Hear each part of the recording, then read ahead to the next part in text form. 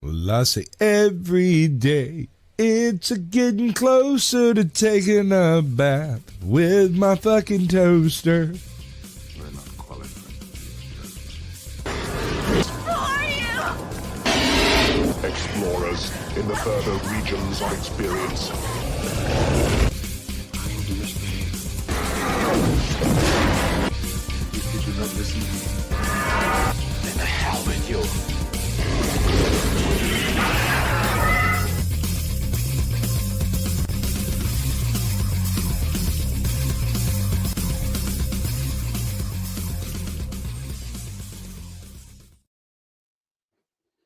Greetings, salutations, and welcome to the 123rd episode of Screaming Into the Void, where we talk about whatever the hell we feel like. My name is Sammy the Infamous, and I have a bit of a panel with me today. So we're going to go ahead and introduce those guys, and then we'll get into the show.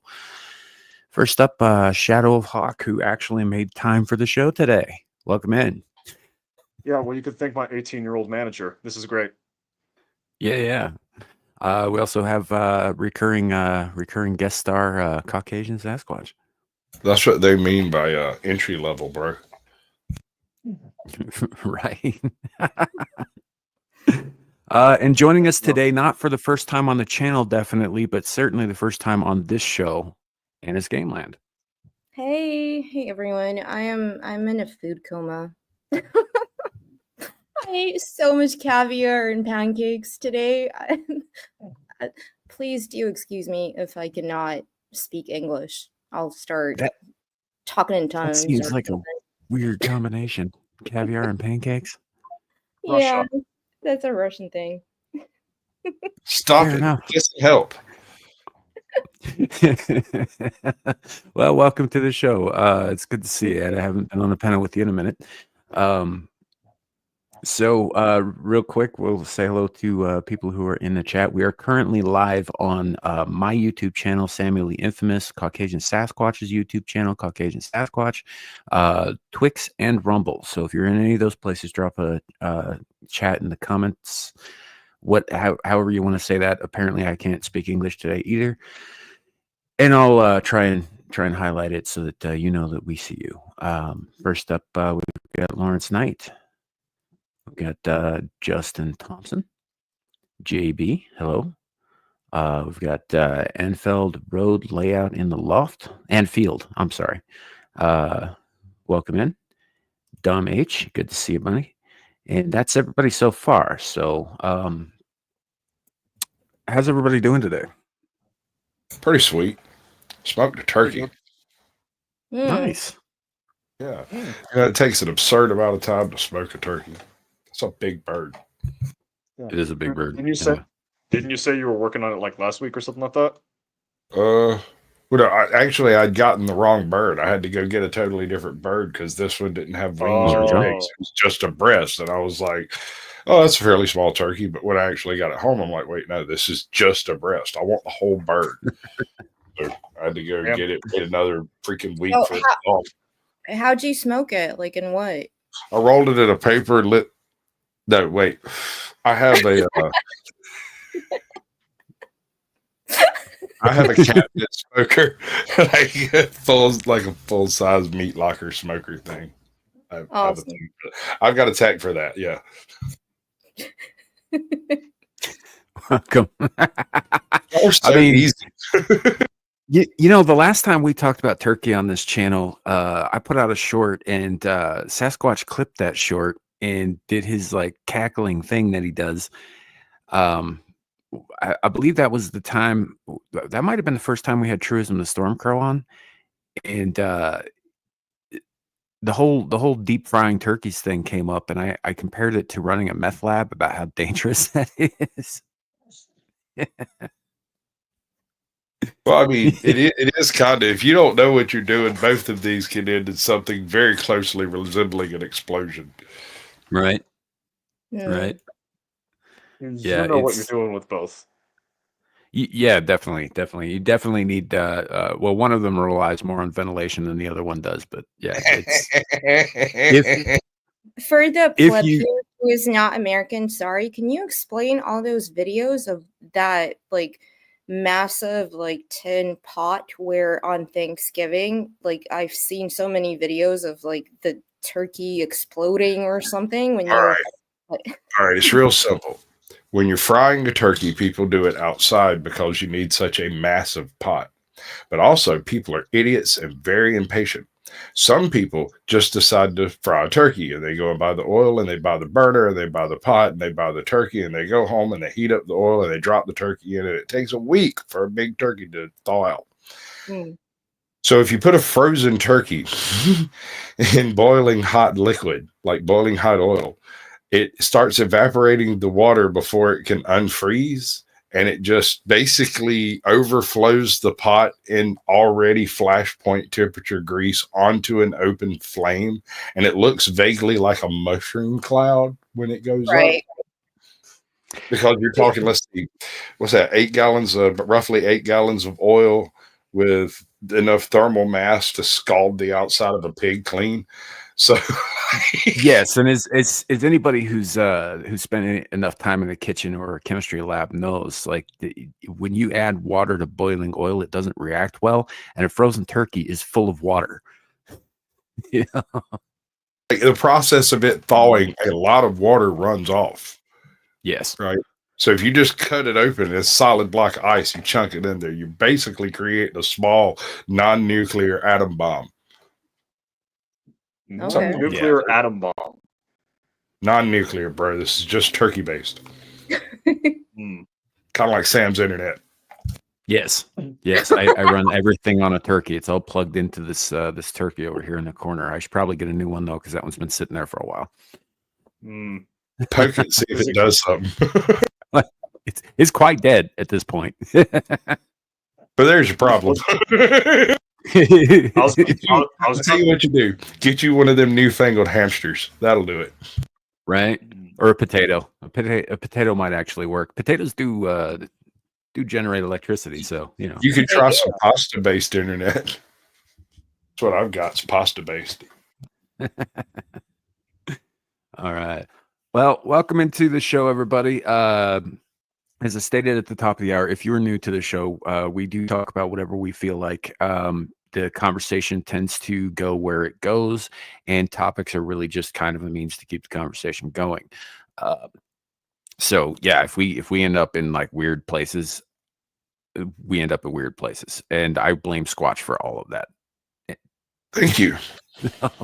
And I would like to thank all the little. You're welcome. Is little people everyone Laptops except you, and or is shit. little people the chat? What?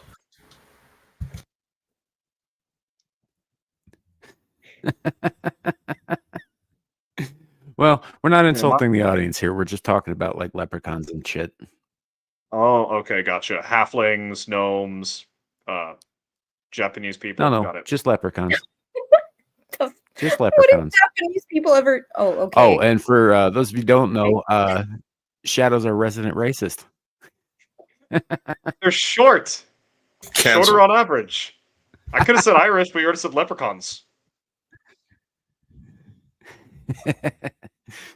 All right.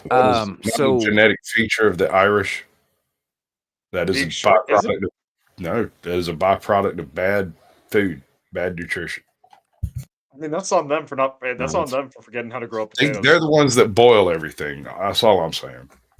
They also forgot how to grow potatoes. That's why there was a potato famine. Not true. Eastern Europe boils everything.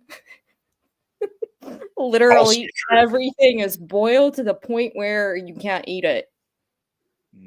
Even alcohol, apparently. It's all kind of a uniform gray color. All right. First up, sorry, Sam. I just have to say it. Boiled cabbage. No, never understood boiled cabbage. And I don't know. Every time, whenever I come on, we start off with food for some reason. Food is good. Food is something everybody can relate to, I think. Also, boiled cabbage is probably a thing because it's cheap. It's peasant food. It's like rice, bread, duck. Well, not duck. But yeah, duck's not peasant food. Yeah, no, it's not. People is peasant food though. peasants get caught eating duck, they usually get brought up before the king. It's never good. It doesn't end well. That said, first up, I know Squatch has probably been paying attention to this. There have been a ridiculous number of drones and possible UFO sightings in the last couple of weeks, especially in the eastern United States. Well, let me give you my take on what's going on. And I've been paying attention. I've had my pulse on this one. Do not say so Iran, please. you have millions of morons that have been walking around for the past lifetime looking down at their phone. And they see a story on TikTok, Instagram. They see another one. There's drones flying over New York and New Jersey, and they look up and see lights and film it. Half of them have no idea what a plane looks like when it's in the air. Dear God, man, 85% of these things are just freaking helicopters and planes. I'm sure there's some drones. In fact, I've got evidence of one being shot down, but I'm not going to play that video. Sure. But there have been some videos that are circulating that with what appear to be drones and things that could be other things than drones, but are certainly not behaving in a way that a plane or a helicopter would. Right. So not non like traditional like propulsion and no sounds or things like that. Even military helicopters, like Squatch is saying. I've been on the Reddit threads over the last 3 weeks, and people are saying a lot of these images are literally underbellies of military helicopters or some sort of military drone. But then where's the sound? So there is, I think, drones are very quiet. Yeah, depends on the model. Like drones, still, they're gonna look like drones. Yeah, depends on the model. Like for instance, I work with my local PD, and they got a couple of drones in last year. They do this thing where they bring kids in from local elementaries and stuff to show them how it works and all that stuff. But these are your standard like 4-prop drones. They're they're about 2.5 feet, in circumference or whatever, and they're loud as hell. Right, you can't mistake that sound for anything else. It's like this like really sharp, loud buzzing sound. So like I said, it depends on the model of drone. They're not all quiet. Some of them are, but especially not the. You'd think that the ones that are fitted with surveillance equipment, like the police have for like checking in windows and shit, would be quieter than they are, but they're not. They're very loud. You can hear them coming. Yeah, not in the budget. That's what she said. Yeah. Yeah. So, but it's just kind of interesting to me because there are a bunch of images of these like strange shapes or these, deals. There's also a bunch of memes out there that are really fucking funny. There's one of there, I'm just gonna bring this one up real quick because it's pretty hilarious to me. I'm pretty sure this is AI, but I don't care. It's funny. Let's see. Wait, is it Hominy sitting on a UFO, or is it a different one? Yeah, I saw that one. Oh, okay. Fair enough. That's good. It should be Amazon. That's good. Yeah. Yeah. So I mean, there's a bunch of shit like this popping up too, which is really funny. I got a whole thread of these things. I'm more interested in the not like the drone footage, but the orbs, like the weird things in the sky that don't look like any kind of conventional thing that we know about, but literally like these weird lights, which are like people zoom in and they just look like round yellow circle or white things flying around. That looks weird. Yep. Cameras are a less than perfect way of going about seeing light. They have very selective wavelengths that they pick up. And when you look at a luminous body on a black field, it will always pan out to be in an orb type shape. It doesn't really matter. I don't know. I guess if you're close enough, or if the distance between two lights are far enough apart. Otherwise, it will just appear to be a single light. Sure. Sure. This is one such clip, I think. I just found 3 mystery drones in the air.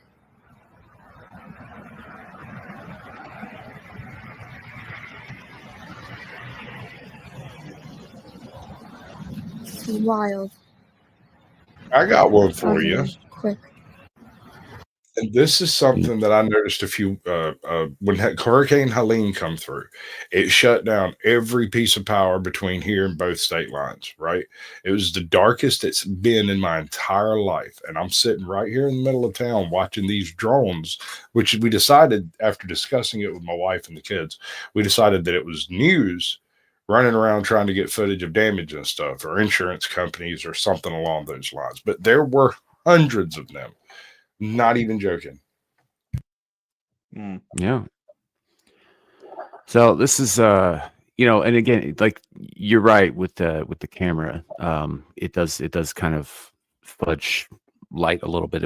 It sort of washes out a little bit. I have a hobby where I like to take pictures of things in the sky, the moon, the stars, sunsets, that kind of thing.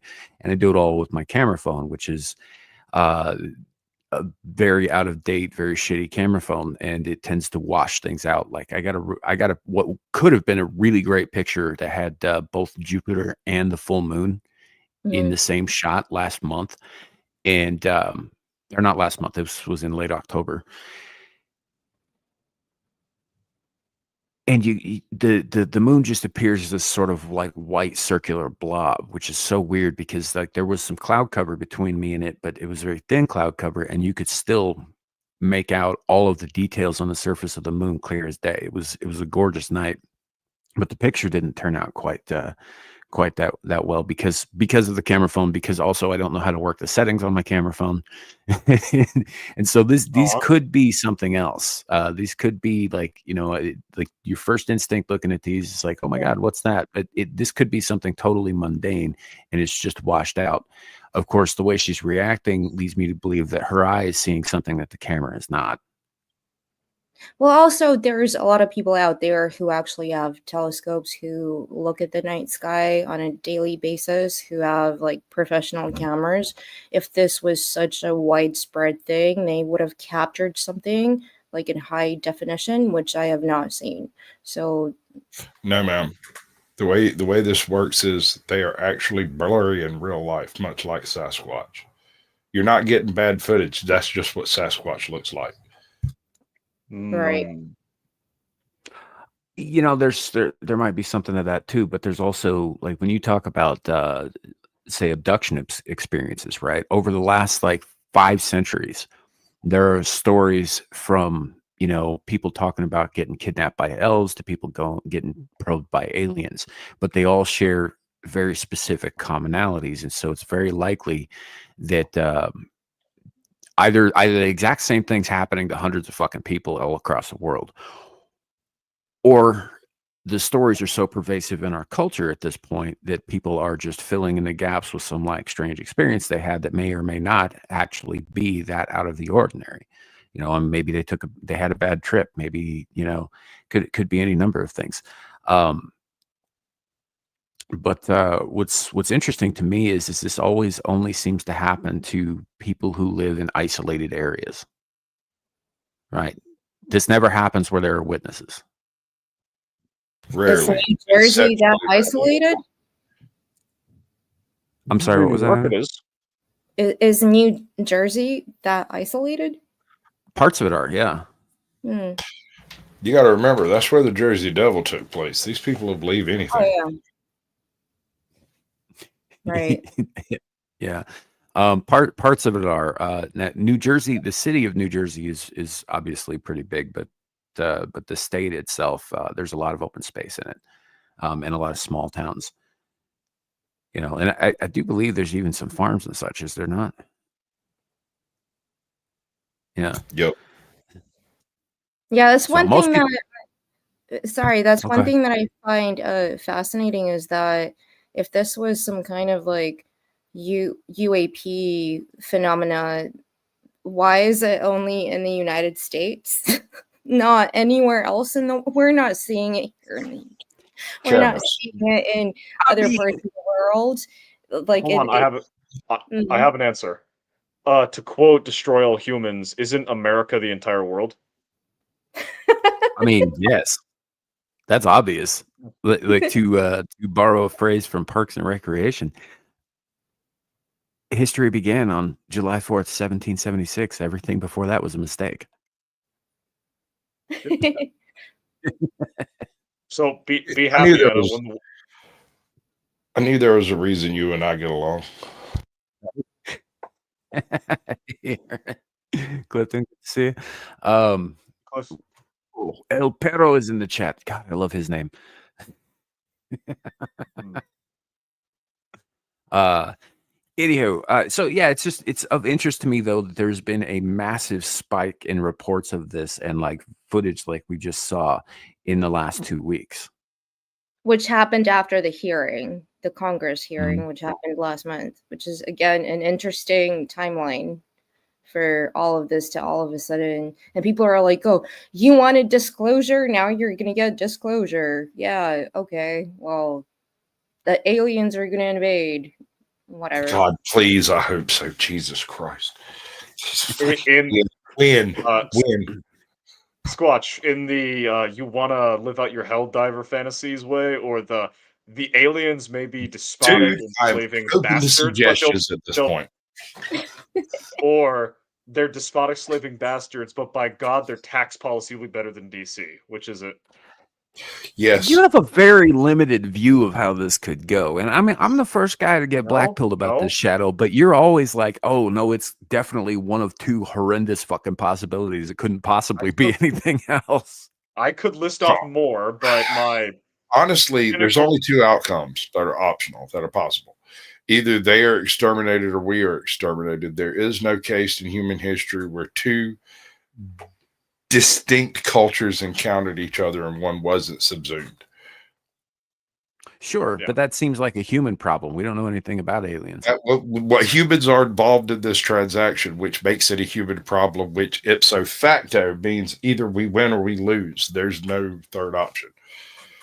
That's so, and I agree with Squatch, but more of, and granted, we don't know their psychology, so we wouldn't necessarily know why they'd be doing things. But if you're going, because space travel is hard, it's expensive, and it's not really worth it unless you have a very specific goal that you want to achieve. So if they're coming to Earth, what would their motivation be? Is it to explore new worlds and discover new races? No, you silly boy. It's Beyonce's booty. No, I disagree.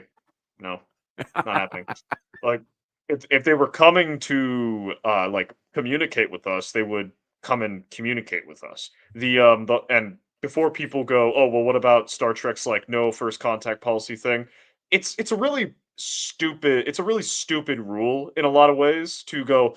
Hey, we're never even going like giving them technology. That's understandable, but going, hey, you're not alone to a people that are capable of sending messages out going, hey, are you there? Is, in my opinion, kind of stupid. And they actually bring that Well, up in the that's Orville, funnily enough. sure, but that's not strictly how it works in Star Trek anyway. It's like, generally speaking, the no contact policy applies to pre-space flight civilizations, right? Now, space flight could be anything. It could be, like a combustion rocket dropping a satellite in orbit. It doesn't have to be interplanetary travel, right? It just means that they're at a point where they could understand that they are not alone in the universe. That's all that means. So if they're progressed enough, like they don't have to be like, travelers across the stars or like super advanced or whatever for Starfleet to contact them. They just have to be advanced enough that they're not going to freak out and create a goddamn religion over it.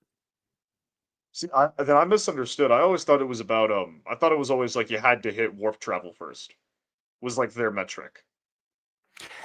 It's kind of fluid. The That was phrasing is that a was bit, that was the daft. initial rule, but there's been some wiggle room since.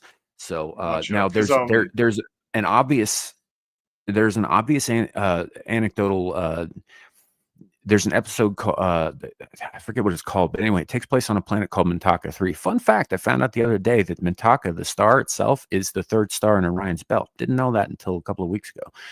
Yeah, Mintaka is the source star that Piers Anthony used for his Krillarian saga. Right. So they go to this planet and they find a race of what are basically proto-Vulcans, right? They're essentially Vulcans genetically. They look like Vulcans and all that stuff, but they're still using bows and arrows and gathering with baskets and shit, right? And so they don't have any understanding of anything beyond their little world. So Starfleet places what's essentially a holographic duck blind, so they can observe these people with they send anthropologists and archaeologists and shit to sit there and just watch these people Was and that learn the from one that we reviewed? The one where yeah. Damn, what was the name of that one?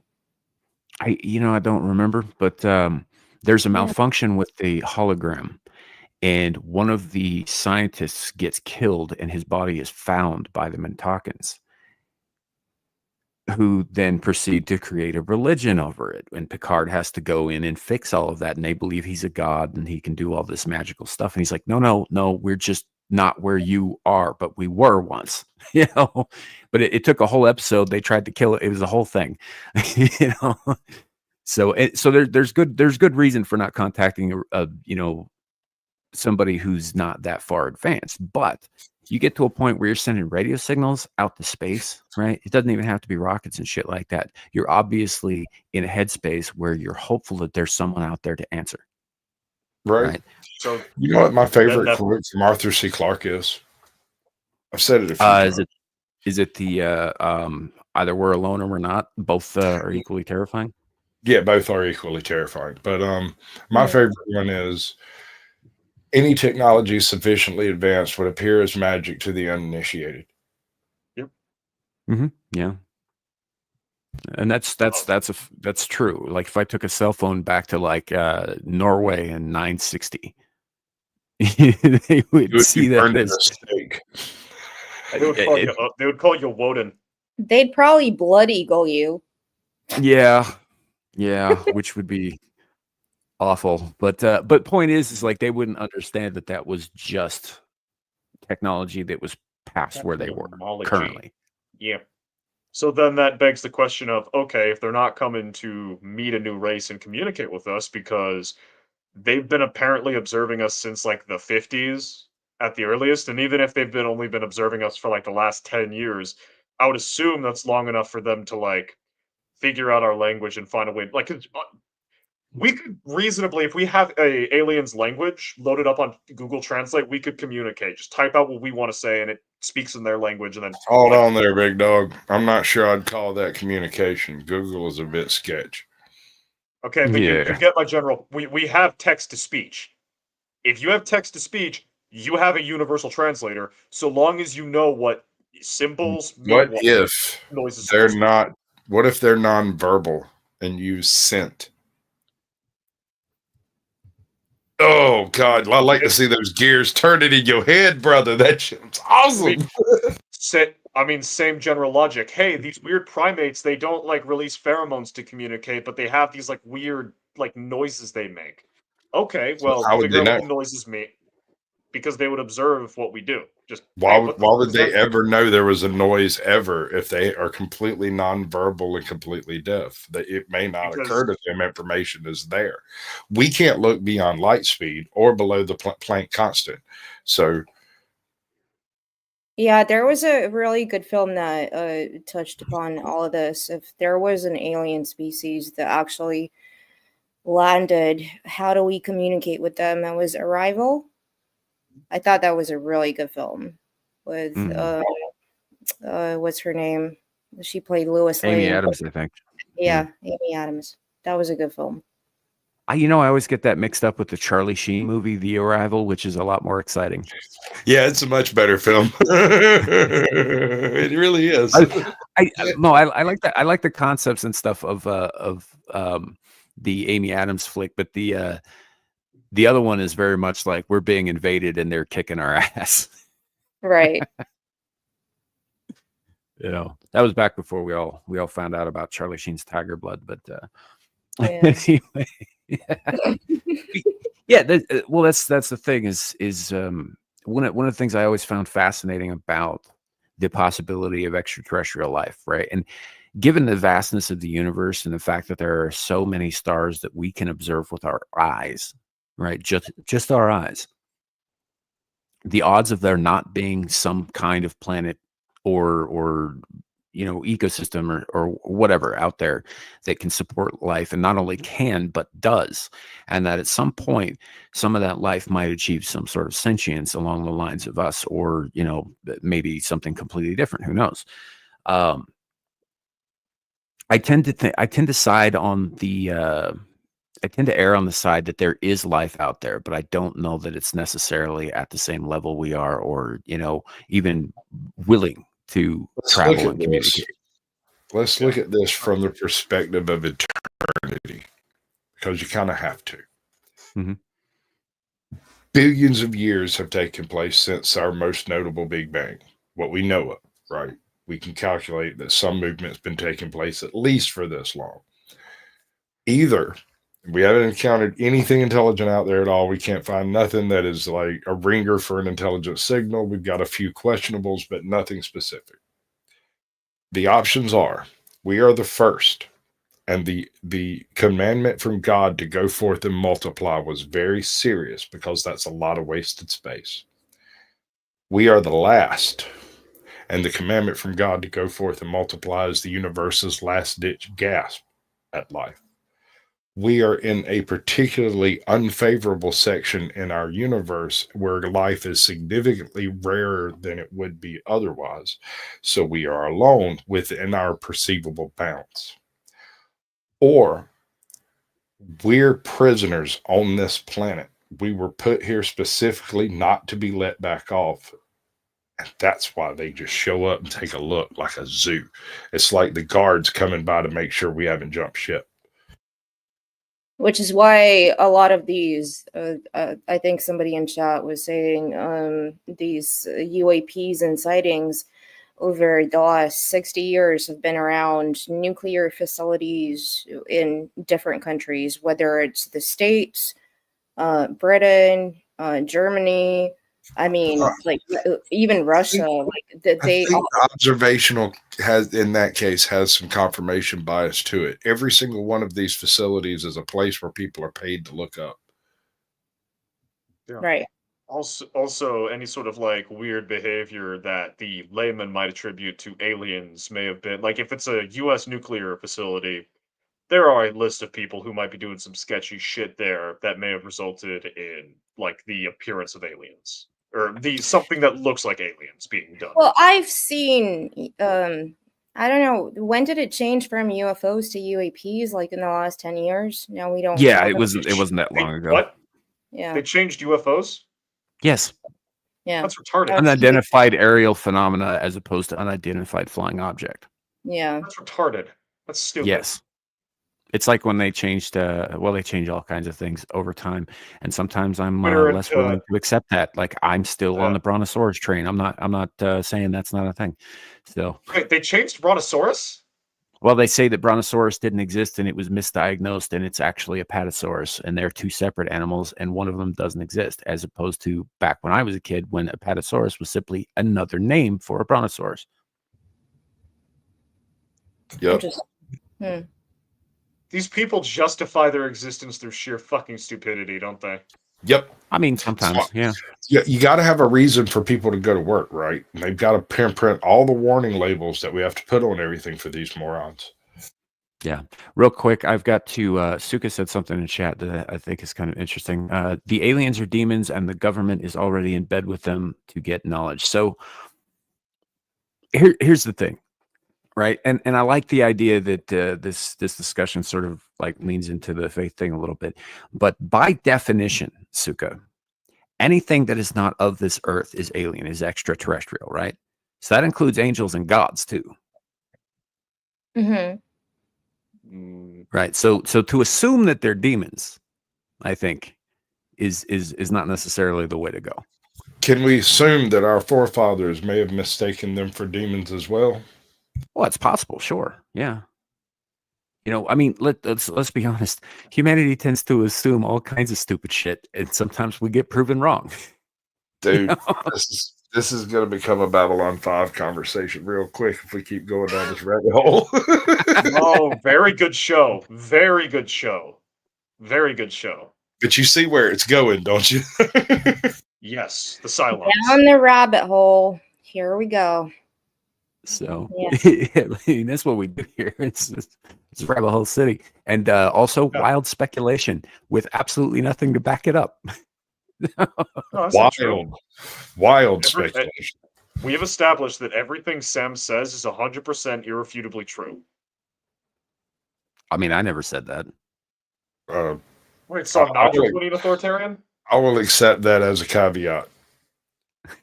It's all true unless I say different. If you want to believe that, kid, go ahead. I don't know if you guys if you ever watched the Skinwalker Ranch thing, but going back to Suka's point, that's something that goes beyond just UFOs, UAPs. It goes more into the spiritual, paranormal realm where you have these things where something opens up from a different dimension, and these demonic things, which are skinwalkers, come in and then haunt you even if you were on the premises, and then follow you, and there is something to it. But there's no evidence. There's I'm a very based on facts kind of person, but at the same time I'm not gonna just there's something there to it.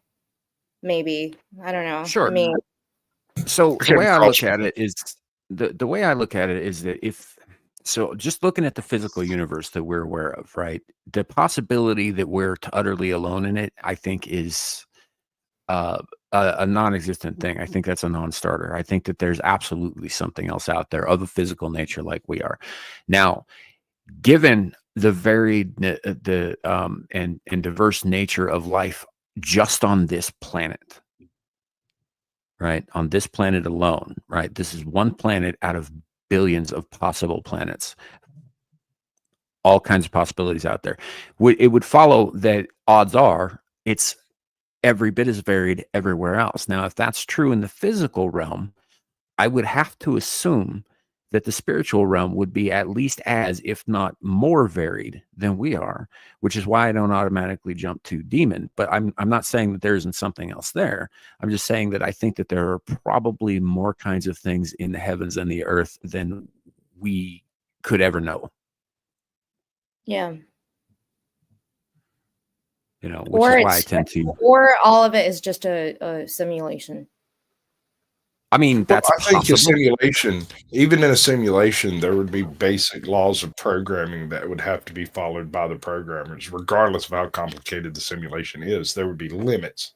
And that's what I believe, if the simulation is the thing, that light speed and the Planck constant are the limits of that programming. The observable universe is the playing out of this program, if that's the case.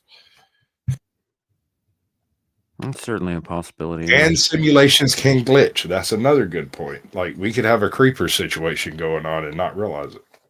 No, that's fair. That's absolutely fair. It could also be run by somebody who's completely unscrupulous and unethical.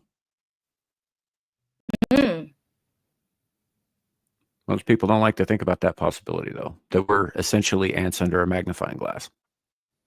Right. That kind of goes along with my prison planet concept, which I'm, of course, not the first one to come up with this one, but one of the places I encountered it where it carried more weight than some others. Most people that come up with this theory are science fiction authors, but there's one guy, Desmond Morris, who is an anthropological theorist, and he pitched two ideas that would explain why we all have back problems. One, we evolved in the C strand, being supported by the waves while we were walking upright for the time it took to learn to walk upright.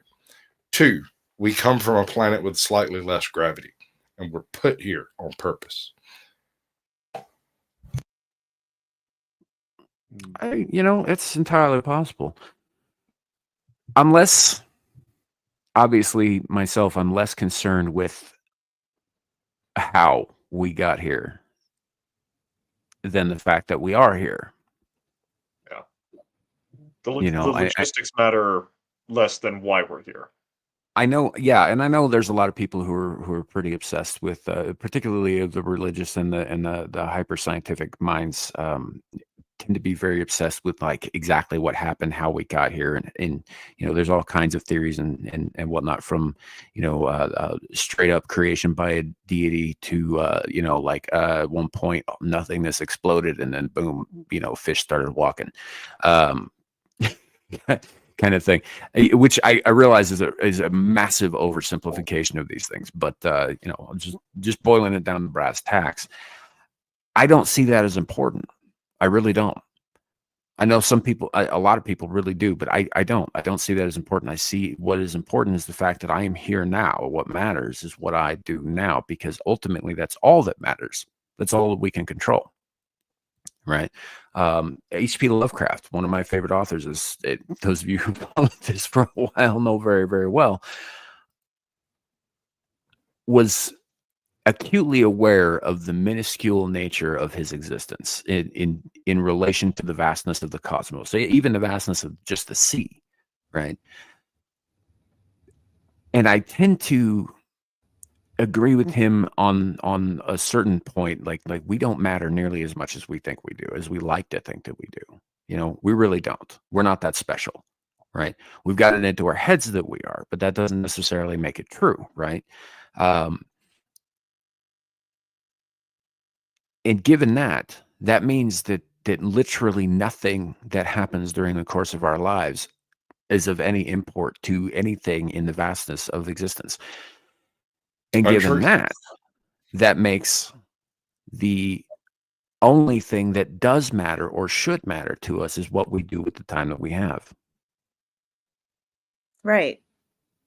Because that's all that gives us meaning. If you draw your source of meaning from permanent effect, then sure, you're still wrong. All you got to do is go break off a chip of a mountain and toss it in the ocean, and your meaning has become permanent. In stone, so to speak. But purpose is another thing. That's not driven by exterior forces. That's driven by your interior knowledge of yourself. I know I brought him up a couple of times. Pierce Anthony had a situation where an immortal creature was concerned whether or not he had a soul.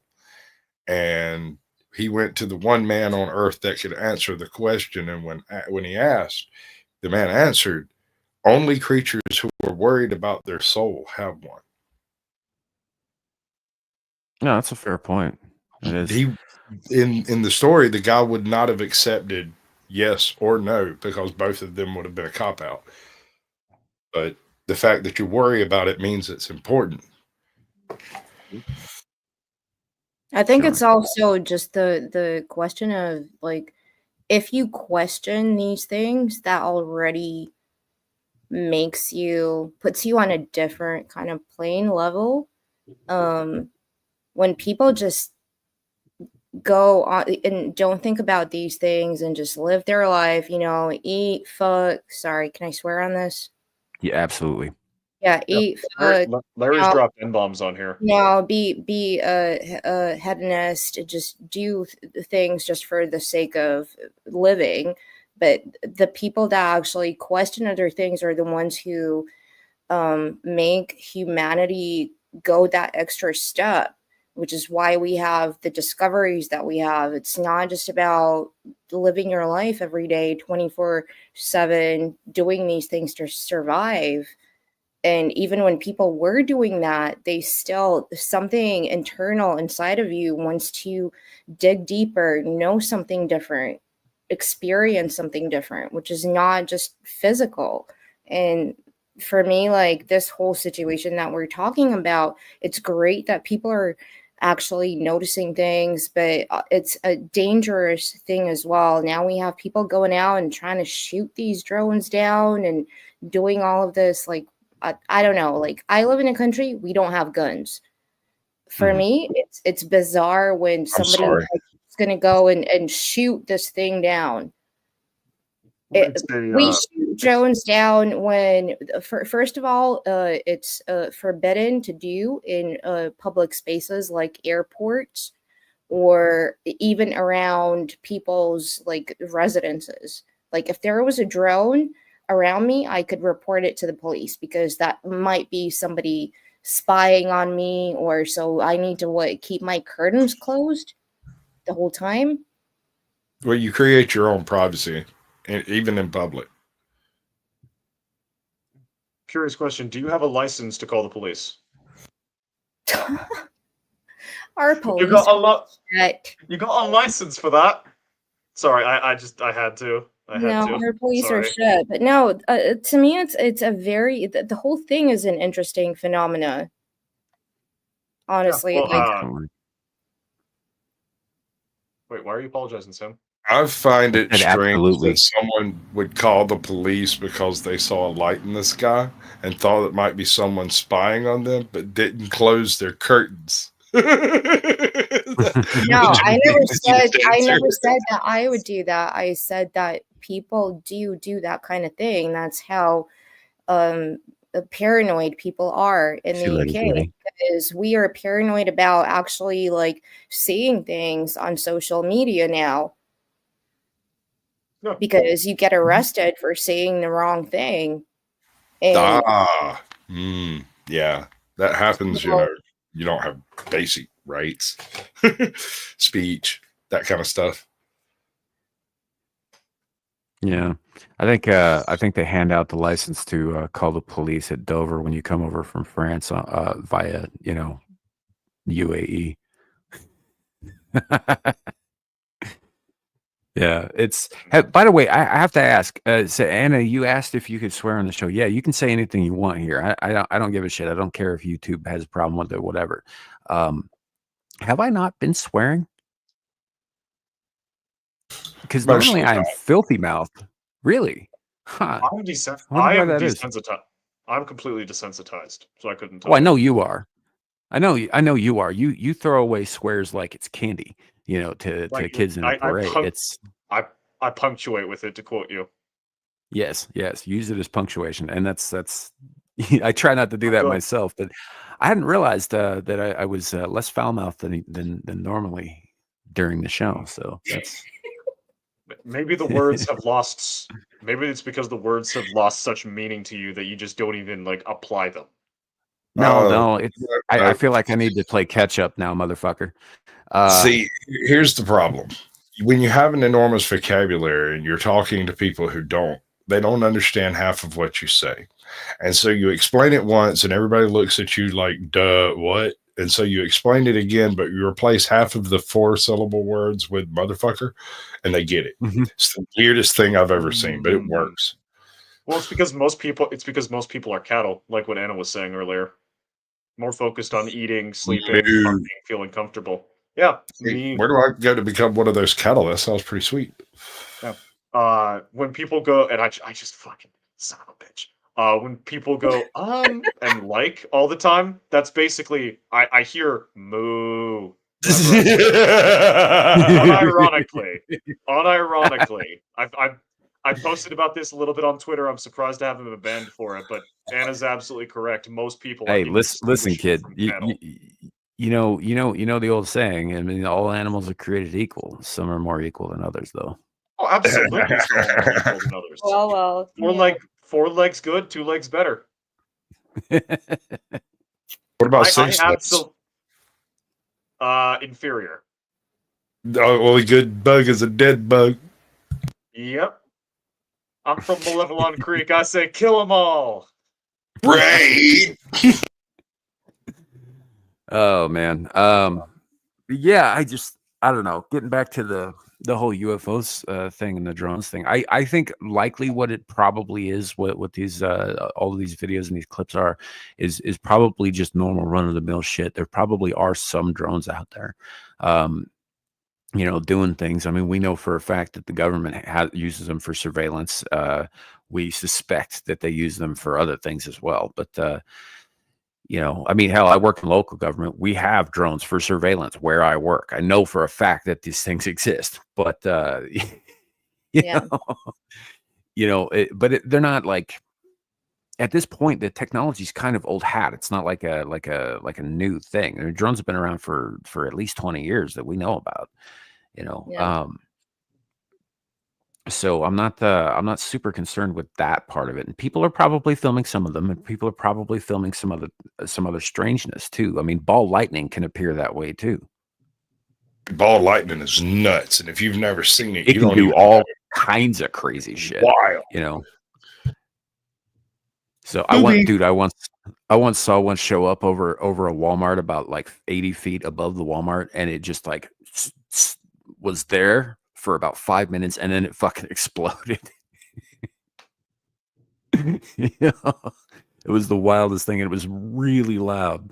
The crazy thing about ball lightning is it can appear virtually anywhere. It can happen inside a building. It can happen on a roof. It can happen 5,000 feet up in the air. It's just where the confluence. Well, essentially, on a basic level, it's just a static electric charge that got big. And static electricity can appear anywhere. So it's kind of makes you think twice about like scuffing your socks on the carpet, doesn't it? Oh no, I've always had an unbelievable electric charge. Like one of those guys you see sparkling when they're walking around in the dark. Not because I'm gay, but because I have a charge. My point is, you're like what, Edward Cullen? He's sparkling. No, not like the sparkly vampires. This is in the dark. Although I do have a battle of magnetism.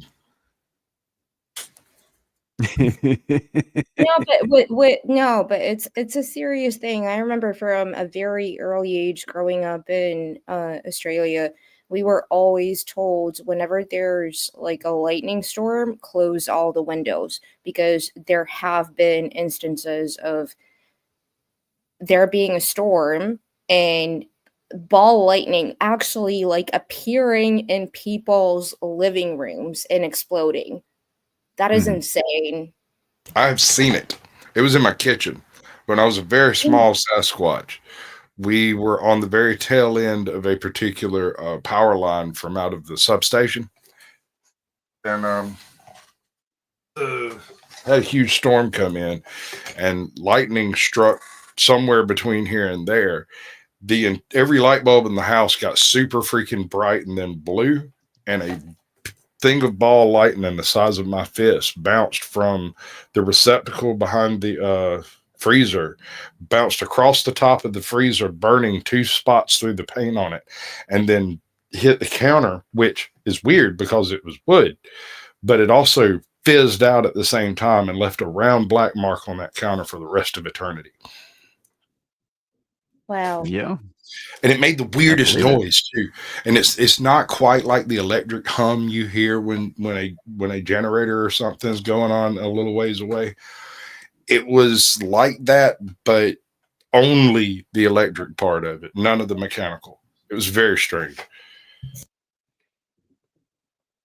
Yeah. Young God's asking about sound. The one I saw, no, it didn't make any sound at all until it exploded, and then it was it was just I don't even know if the sound is exactly the right word, because I felt it more than I heard it. Right. Yeah. This one was really tiny. It was very small, but it was still so bright that it made my vision sparkly. You know what I'm saying? Like I had like you were staring at Edward Cullen. Right. Exactly like that. Exactly. And it weirded me out so hard that I started crying, and my mom was just like, all right, we're going to take a nap now, because power was days away at that point. There was no power, no TV, no nothing. It was just tearing hell outside, raining like crazy. Yeah. So I guess my point is that all kinds of like weird shit happens in the natural world that we don't really have a lot of explanations for. Not really. Like spontaneous combustion. I mean, they say I don't believe that that's a myth. I think it happens. I think it's very, very rare, but it does happen. But one possible explanation for that could be like the mitochondria in the cells are just over generating, juice, and then causes you to heat up until you burn to ash like a phoenix. You know, but things happen. Things in the natural world do occur that we have little to no explanation for, and so I'm not putting the possibility that some of these things that have been shot over the last couple of weeks may be not drones, may be not like aircraft in the way that we understand it. But I'm not like sold that all of them are. I think probably the vast majority of them are fairly mundane and easily explained, given the facts or whatever.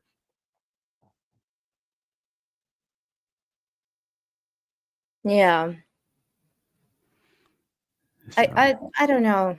I always try and have like an open mind when it comes to things like this, but for me, I saw somebody also on like Reddit posted something about the fact that he works like for the government, or and obviously it's Reddit. Don't believe anything anybody says on there, but The direct opposite.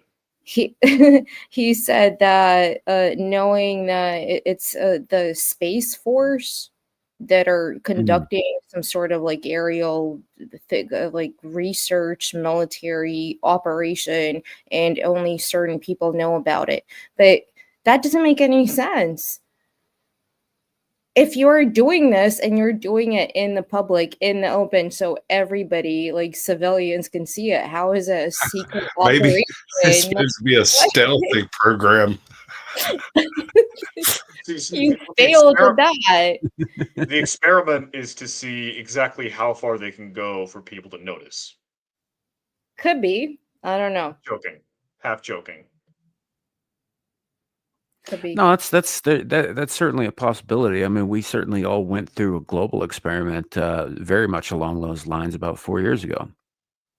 Yes. See how much people were willing to not question. See how much people were willing to step in line. How much shit were they willing to put inside themselves against their better judgment? Because you More said they needed importantly, to. they were able to tell by looking at your profiles what type of person is not going to take that, is not going to do it, and will try to speak out against it and act against it. That's what they learned. Yep, and then they put all of those people on a list, and they're remembering them for next time. Yeah. Or, So, and this is my personal theory, and this is very Ashen of them. The next time the virus hits, it won't be non-lethal. They've just groomed everyone who would be willing to rebel to not trust and take the inoculation. So the next time it well, hits, you're fucked.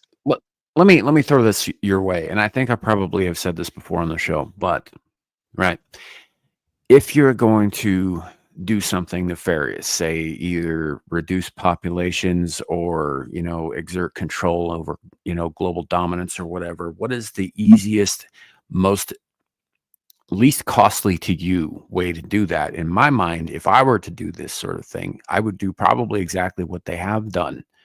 I maybe would be a little bit more subtle about it, but the fact is all of these people who took this experimental thing and injected it into themselves, or had it injected into them, right? All of them were convinced that this was a good idea and that they were doing this voluntarily. That's how you do it. You convince the people that what they're doing is not only good for them, but it was their idea in the first place. One more step, though. These people were not only willing to do this themselves, but they were willing to ostracize you, unperson you, and have you fired because you wouldn't do it for whatever Absolutely. reason. Right. Oh, wow, they had gay sex orgies. Well, you can't stop all the Armageddon. nonsense. Yeah, But I'll never forget the fact that like I was literally told to not go and see people who I knew had other issues, were in the hospital, and I was turned away. Those people might have passed away because of age or any other kind of underlying problem, which any flu or anything, could have been the reason. But at the same time, 2 years after that, the person who was saying that, our prime minister, was sitting there and partying with everyone in Downing Street, not following what he said 10 minutes ago to the nation. We used to sit down every day for him to broadcast, don't go and do this, don't stay at home, stay at home. And he's sitting there and partying with everyone. Like, come on. Rules for thee, but not for me. Sam hates it when I use this example because no one understands it. But in ancient Sparta, you had different classes of people living in the city in the wider kingdom. One of the lowest class, the Helots, were seen as so useless that the Spartiates, the ruling class, were allowed to just kill them, and they would not be punished for it. Same thing. Rules. These people are allowed to go to their gay sex parties. They're allowed to embezzle money. They're allowed to fuck children, and they get away with it. But if you try to call the police to stop a violent murderer, you better hope you got a fucking license for that, buddy. Well, here's the thing, Shadow, is that any civilization, I know you jump immediately to Spartans, but even more recently in Japan and India, any civilization that has a heavily regulated caste system always ends up with a group of people who are labeled in some form or other as undesirables, who are not seen as human, who are seen as below human, who are treated as objects or property or obstacles or whatever, but certainly not people, right? I mean, there are stories about the less than scrupulous samurai testing out a new sword they just had made on a random undesirable who happened to be fucking standing next to them. You know, and nobody questioned that shit because the samurai were the ruling class, and this guy was not even human as far as everybody else was concerned. Also, You know, who you gonna like complain that to kind of about- thing happens anytime you have a rigid caste system. It's not, it didn't, you know, end with ancient Greece. You know, Oh, I'm not saying it. I'm not saying it ended. That's just like the example that I feel is like the most poignant. Because they literally had a festival where Spartan boys, once they reached age, would go out and they would bring back like I don't know how they confirmed the kill, but like they would go out, they'd kill a Gila, and they would bring something back to confirm the kill. That's to me is Yeah. like the most distinct example of it because it was not only yeah we could kill them and there wasn't a problem with it, but it was enshrined in their code of conduct that to become a man you had to murder a lesser human being to prove it. In the same way that for these people to be, or well, I say these people, yeah, you get my point. Doesn't he thinks about Greece? I think about the HRE. Hold on. Okay, I say that I have Tom Holland's book right here. Okay, it's not just Greece. I'm sorry, I I can't will- do the things that you do when I'm not around, sir. I will point out, old Blindy, that the Roman Empire, most people think of modeled a lot of their civilization on ancient Greece. They stole and borrowed a bunch of shit, including the butt fucking. Yeah, and the child fucking. And for a period of time, the Romans were actually just Greeks. Like when the Western half fell and you lost all the Latins, it was just Greeks, Anatolians, and a couple Balkan tribes. Yeah. So, you know, all of that, I guess, kind of aside, my initial point is that, you know, in order to successfully control a population, all you have to do is convince the population that the control was their idea in the first place. That's it. It's very, very fucking simple.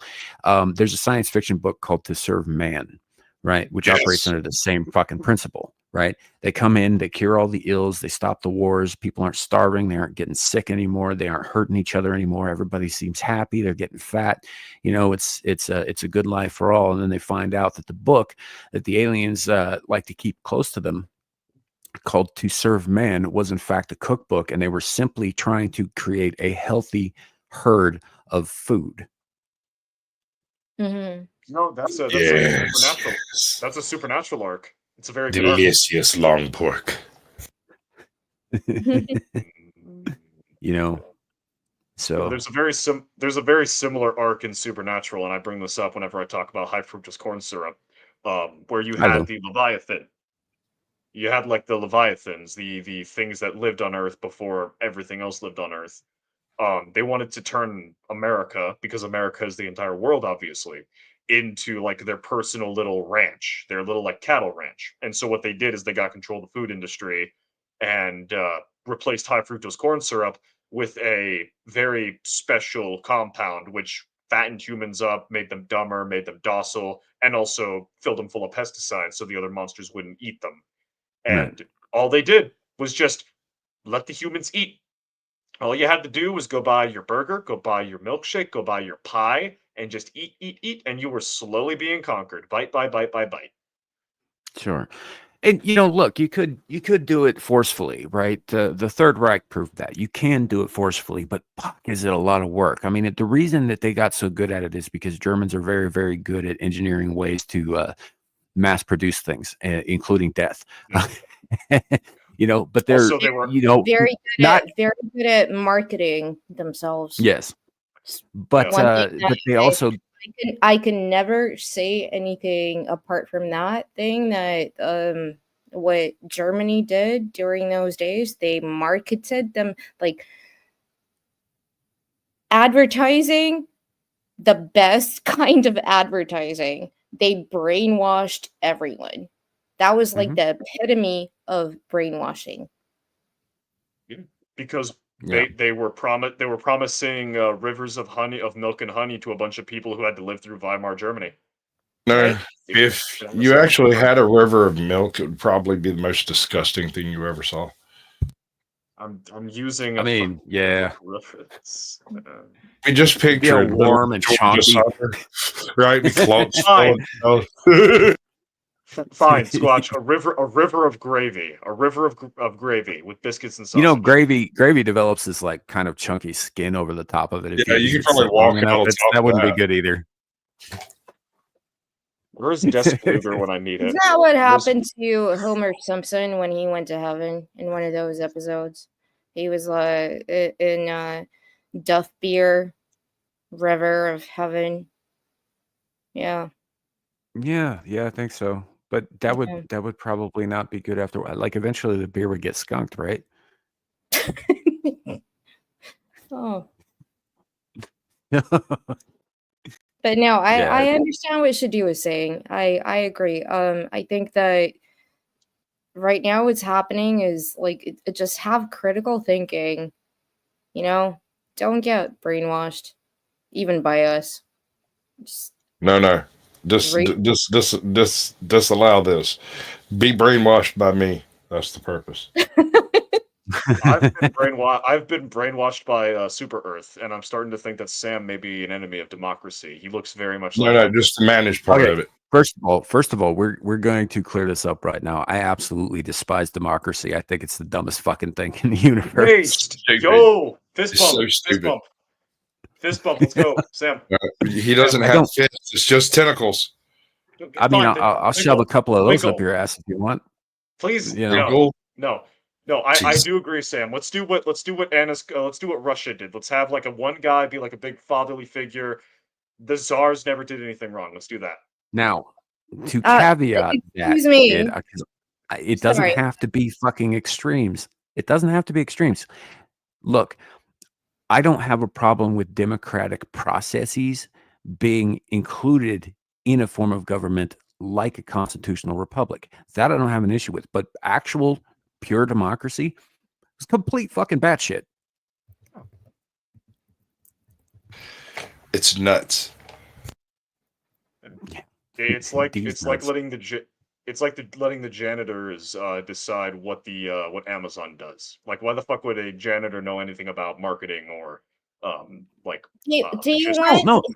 Okay, the question is, do you want your society to strive and do good and for people to be happy? What political system are you going to tell me is going to make that happen for everybody in the world? My responsibility is not people's happiness. And also, our responsibility is not the world. I'm responsible for myself. Okay. Oh.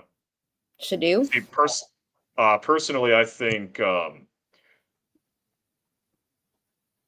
democracy in the context of like the Greek word for it, where not every person who lived within the confines of the polity was a citizen. So limited citizen franchise within the context of a republic is probably the best, with the way the United States used to have it, where it wasn't the federal government controlled everything, could reach into your paycheck and take out whatever percent it wanted.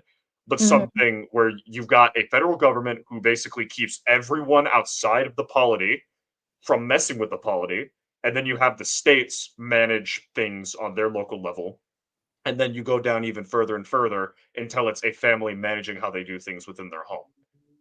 That I think is that I think is a system that would be good. Unfortunately, there is a key component, and the Polish-Lithuanian Commonwealth figured this out, is something that decentralized and lacking on autarky is entirely reliant on the people within the society being willing to actually contribute and maintain the civilization. It's why the Romans, again, Sam hates when I bring them up. It's why the Romans were able to maintain what they were doing, is because for the longest time, the people of the city of Rome viewed the maintenance of the city as one of the like most important things they could do with their lives. And so that's why even when the fucking language, that's why when the Carthaginians were pounding them into dust, or when after the Germanics beat them at Teutoburg, they just uh, picked themselves up, dusted themselves off, and started all over again because the upholding of society was more important than anything else. So my ideal society is reliant on people contributing and being good, which I also don't want the state to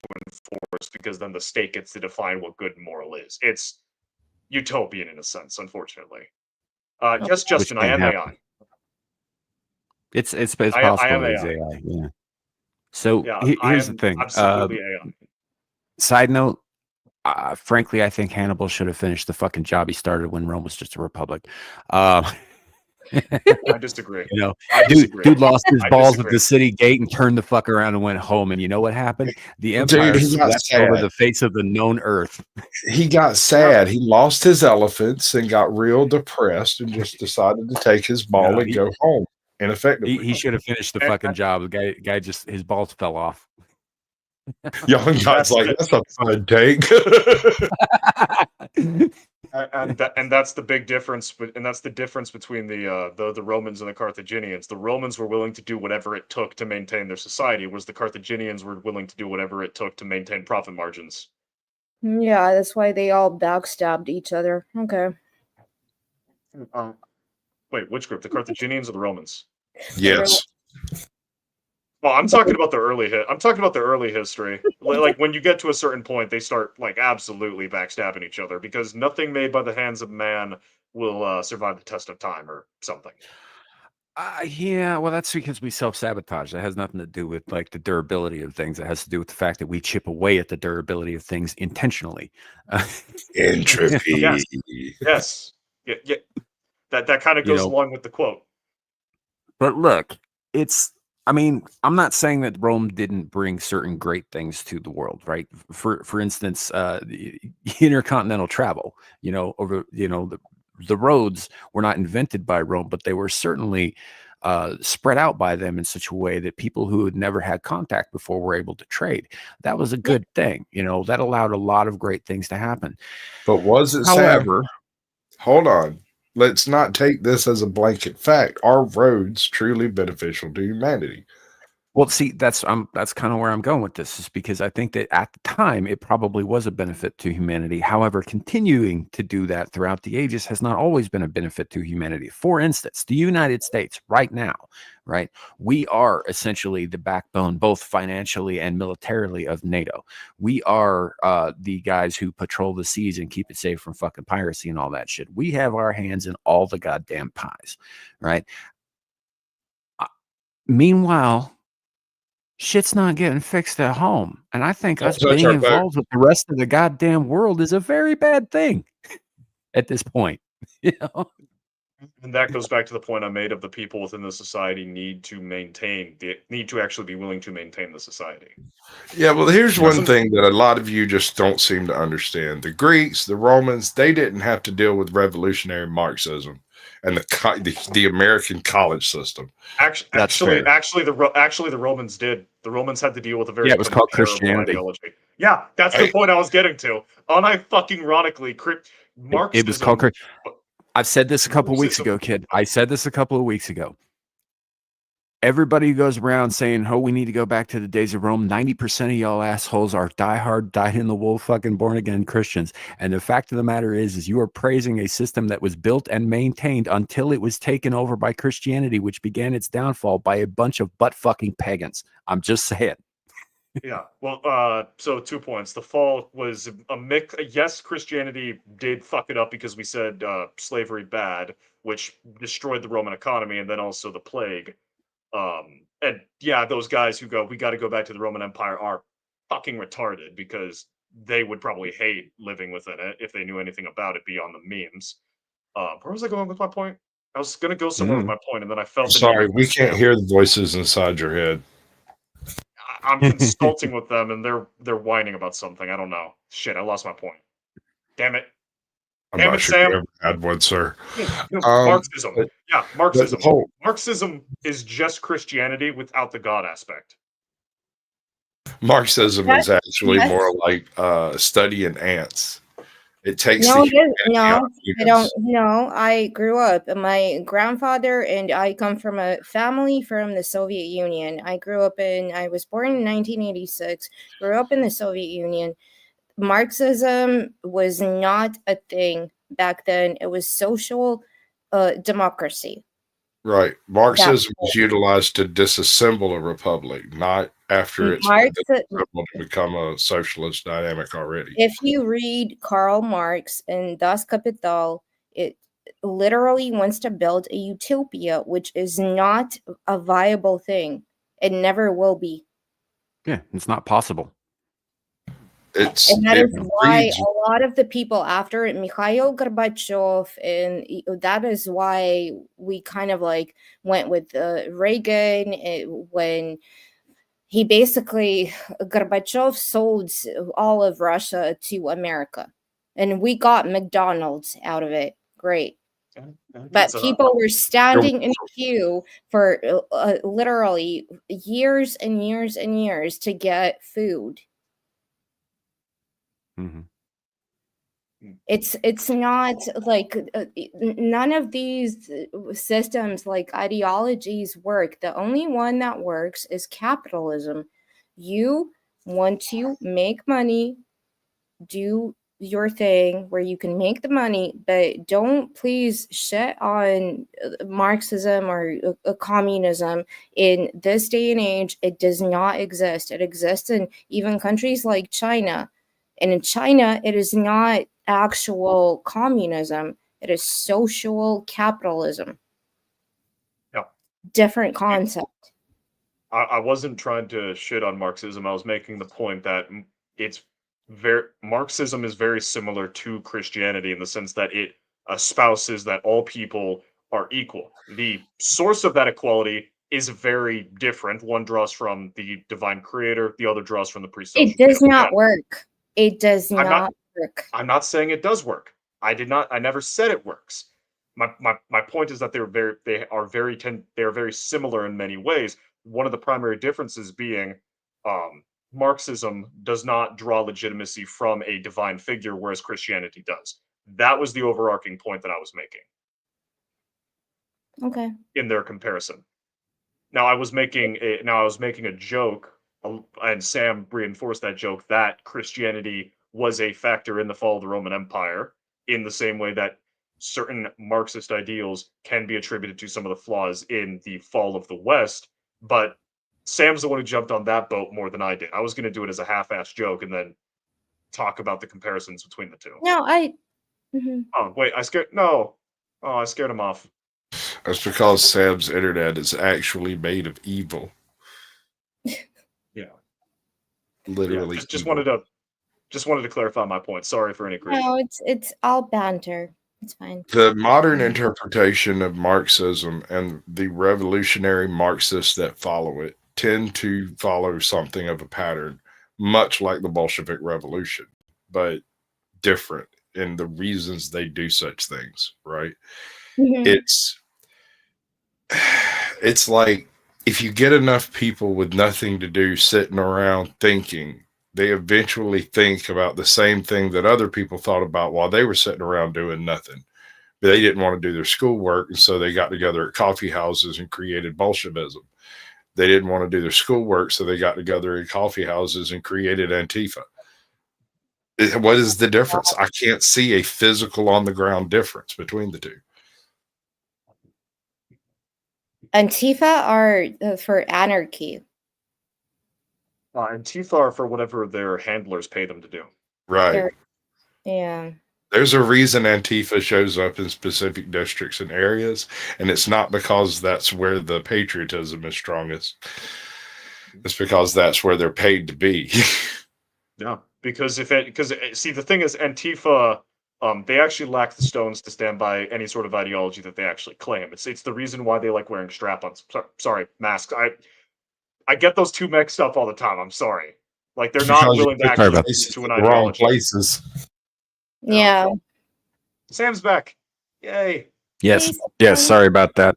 Signal dropped real hard and kicked my ass out. So. No worries. We were having We're we were having a lovely conversation about why Hirohito had a point.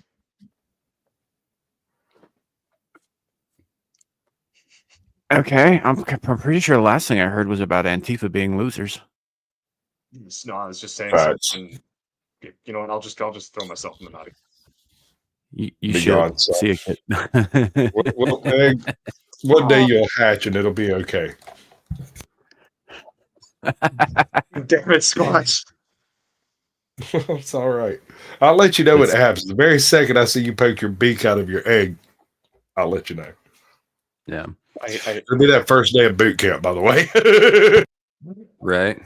But I think Anima's making a good point about the utopian ideal a little bit ago, and we've harped on this, and by we I mean me. I've harped on this many times over the last couple of years on this channel, but and I know Squatch has heard this, and I know Shadow has. Shadow's fucking quoted me on it. Many times. Many times. I've stolen it. Utopia is impossible. The utopia doesn't take into account the one thing that is its destruction, and that is the human nature. Mm-hmm. Right. All of these idealistic, like, oh, if we did we did this system, or only we did that system, or whatever, everything would just be fine and perfect and dandy. And it's like, no, because human beings aren't like that.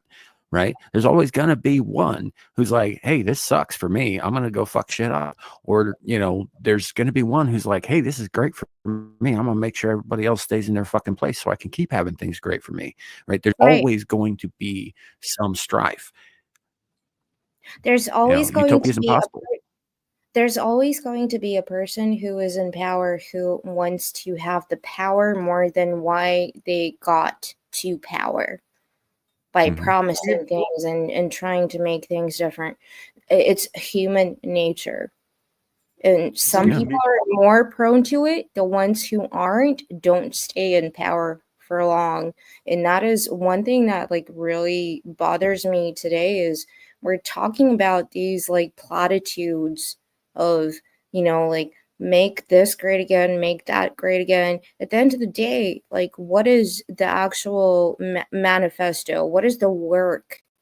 Because you can say beautiful lines and things we all fall for, but what is the actual thing you're going to do? And if you deliver, okay, but there's still going to be things that you or me or somebody else are not going to be on board with.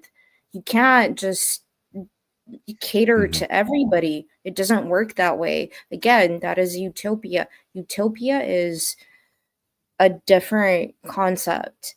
It's not today's world. It's never going to work. I don't think it would ever have worked with humans ever. No human beings. Like even if you take the biblical standpoint, you go all the way back to Adam and Eve, their first two children, Cain and Abel, right? They both had it pretty fucking good, but Cain wasn't goddamn content with it, and he ends up murdering his brother over it. Right, and that's a family unit. That's the very basic unit of human existence, and that's a good point. I saw a video the other day. The title of it intrigued me, and the title of the video is "Why Did We Evolve Families?" And just out of hand, I went, "That's stupid. That's the dumbest thing I've ever heard." Family was here like before the evolution started. It was the seeking to protect one's own genes. That's kind of part of what drives evolution after a fashion. So why did we evolve a family? No, the family was first. Family's been there the whole time. Without the family, we wouldn't be here. Right. But it doesn't. Exactly. It didn't. Even with the supposed first family. I mean, as most of y'all know, I'm not a Christian, but I've read a thing or two. But with the supposed first family, shit was not peaches and cream. It wasn't. Yeah. Like Yeah. utopia simply is not possible as long as the participants are human.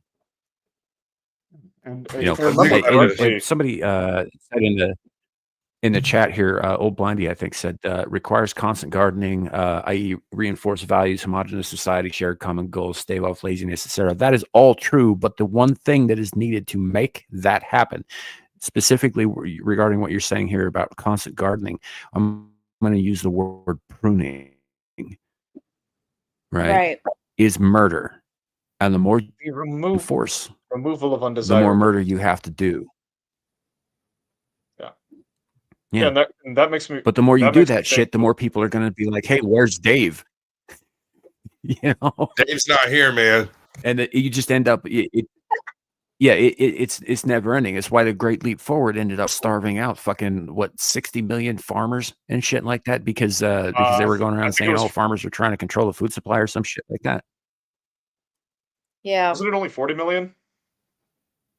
No, it was more than No, that. over the total course of the Great Leap Forward, there are estimates between 60 and 120 million dead. Okay, shit. I've seen I thought his body count maxed out at 40. Okay. Shit. Here's the thing. The CCP did not keep records of how many people they killed. We are only estimating because there are only estimates to be had. No one knows how many people actually were killed under that. But Oh yeah, I know if because you look at communists were satellite photos over the course of the past 50 years, you will notice the distinct greening of those areas because you know what makes the grass grow. Yeah. Yeah. People. People are so that green is people. Yeah. I'm honestly not surprised that the Maoists wouldn't keep those kinds of records given they thought that you could have farmers grow food and make factory quality steel at the same time. Fucking dumb bastards. Yeah. So, yeah. But hold on. I've Young kept God trying here to. I've says kept trying. some texts say that 4 billion. Yeah, wait, no, finish your sentence. It seemed important. Let's hear it. Sorry. Spit it out. Today, son. I didn't mean to interrupt you reading a comment. I'm sorry. I've just been trying to ask this question because it's a legitimate question. I remember reading or seeing somewhere that the original idea of utopia was presented as a satire. Is that true? No. No idea. No, it isn't. They actually really believed they could make the world a better place.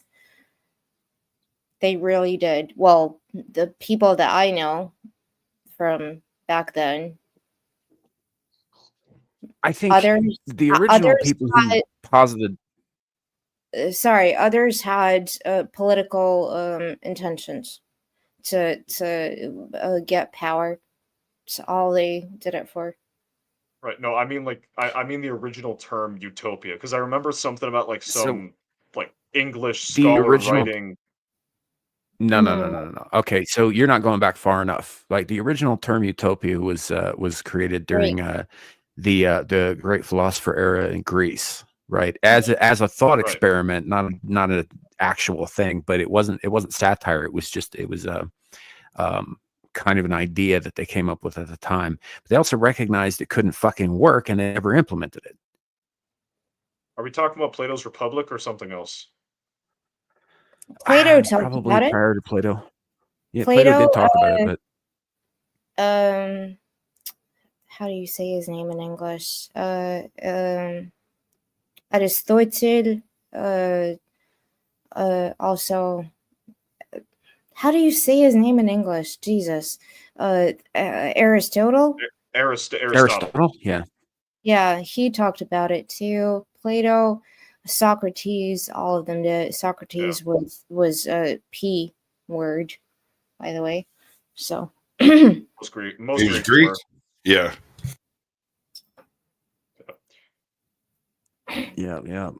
So I don't know. The idea of it's been around for like 3,000 years, man. They as far as taking it seriously as a possibility, I think you're probably right. That probably started sometime in the last like 4 centuries, probably if I had to guess, probably in France, because those fucking guys.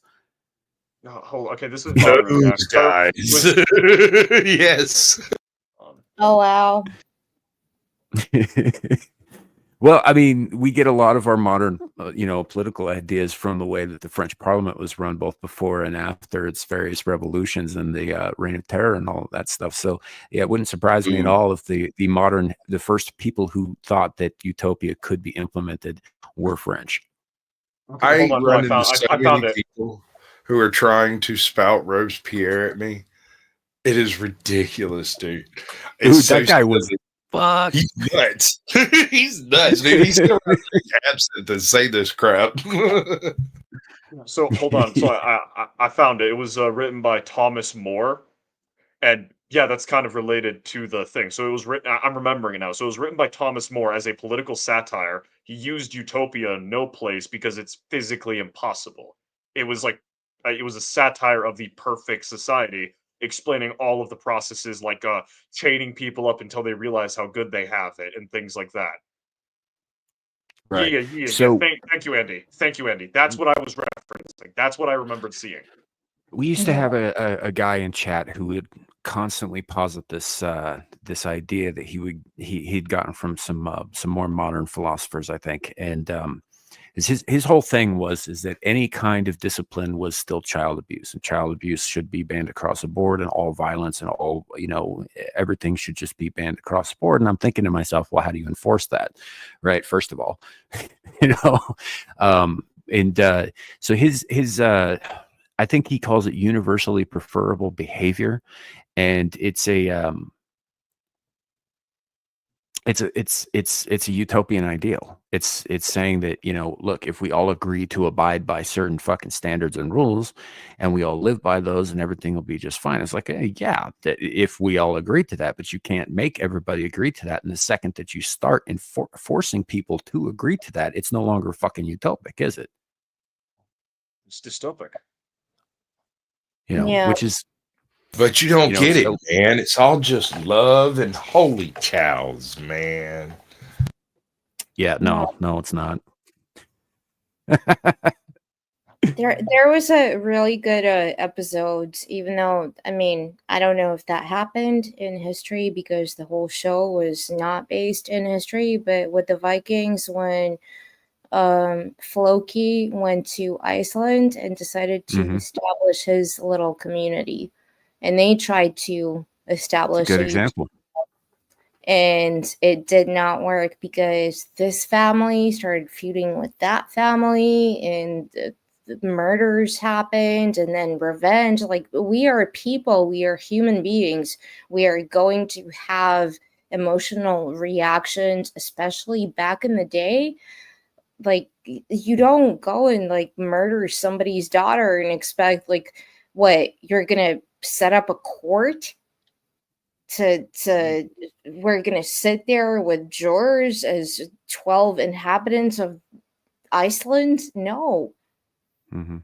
You did things a different way, and sometimes that's the way to go, which is why it does not work. For me, it does not work. So there's a more specific example in that storyline that comes to mind. Is when the families arrive in Iceland, they each like draw up plots of land that they claim for their own, as you do when you take over a new place or whatever. And at one point, they're all running out of food, and so they're all praying to the gods, and they're considering human sacrifice because that's what they've always done in the past. And Floki's like, no, we're not going to do that shit anymore. We'll find some other way to please the gods, kind of thing. And at one point, a whale beaches on one of the dude's properties, right? And it's a dead whale, and it's a ton of meat, it's a ton of fat, it's all kinds of stuff they could use to survive the Icelandic winter. Yep. But it's only on the one dude's property, and the other families come to him, and they're like, "Hey, this is enough to feed all of us. This is enough to burn, all of our oil lamps and shit to keep us lit. This is enough to fuel our fires, to keep us warm through the winter, right? This could save every one of us. And the dude's like, yeah, I'll think about it, but it's on my property, ergo it's mine. It's my well. I'll decide. Mhm. And I mean, some of that. All right, so okay, let's reverse the situation. You have a starving populace, and it rains fish everywhere except for on this one dude's property. Mhm. Do you reckon that the rest of the people that own the property are going to prevent him from having fish? Probably not. Everyone has plenty. However, when you put a well on a single guy's property, suddenly that guy owns the well because the gods gave it to him. Mm-hmm.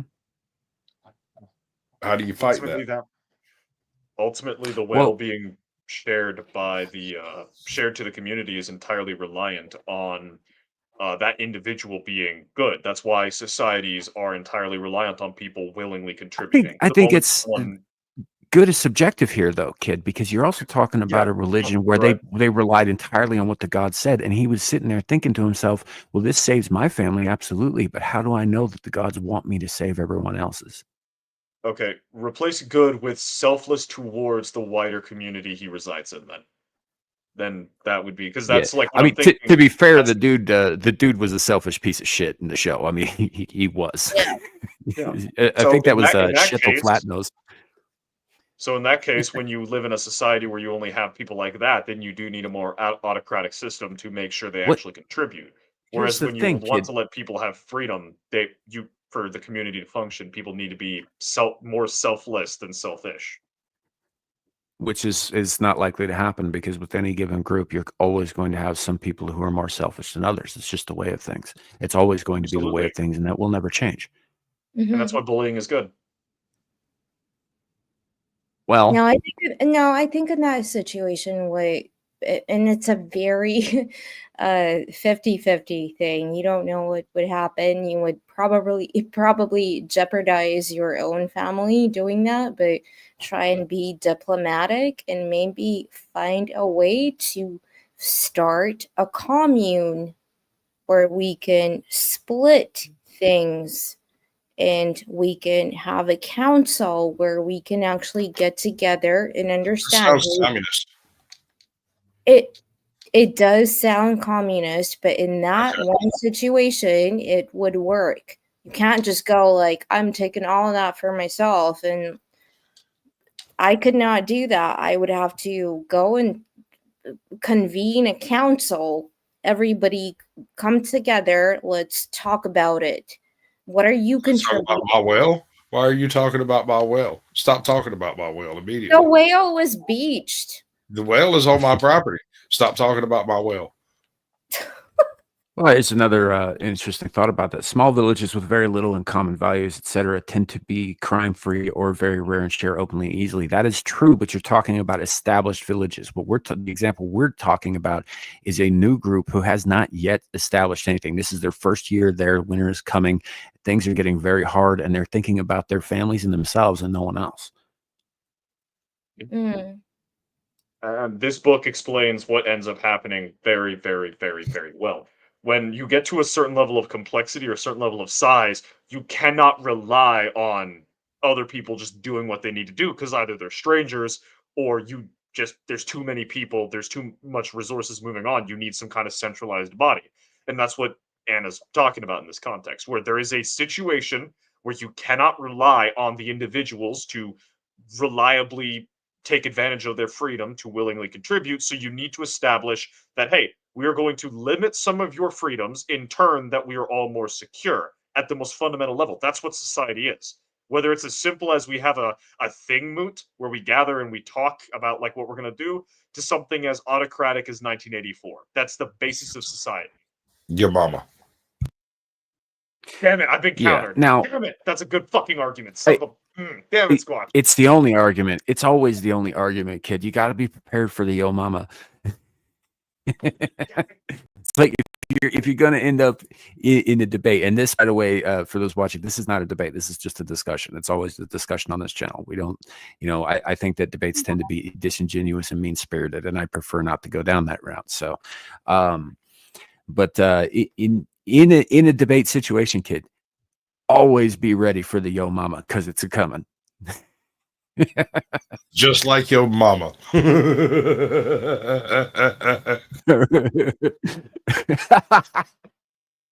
It took me a second. I don't know why. Hmm. But the other thing, Slow in your old age. I hate the other all of thing you going except back Anna. to, I know you do. Going back to old Blindy's point about the small villages thing, I was like, yeah, it. So communism works on paper, right? It does Right. work on paper. In practice, not so much, unless it's in a very localized, very specific, very small commune or community, right? You could argue that that what the Amish practice is sort of theocratic communism, right? Yeah. But they keep their communities small and insular, right? Mhm. Now, if you try to apply that same thing, or anything really, across a nation of 350 million people stretching across 3,000 miles, like the United States, for example, keeping everything consistent across the board, keeping everybody happy with their circumstances across the board becomes a statistical impossibility. Yep. Can't be done. Logistically beyond our capability. Yeah. Ryan Legion Games 2076 says, well, Russia and China have failed on communism. Yeah. So did Cuba. So did I would Venezuela. like to rebut So did Andy. I'd like to What did Andy rebut say? Andy. Your mother was a handsome. Your snowblower. father smelled of elderberries. Does Your mother was a snowblower. Is that a short circuit reference? Absolutely is. That's good. That's good. I haven't seen that movie in years. Oh, so this is a good discussion, I think. Yeah, there's always going to be problems. There's never not going to be problems because there's always going to be someone to create said problems as long as human beings continue to exist, which is why I say that all problems stem from one common denominator: people. If there are no more people, there are no more problems.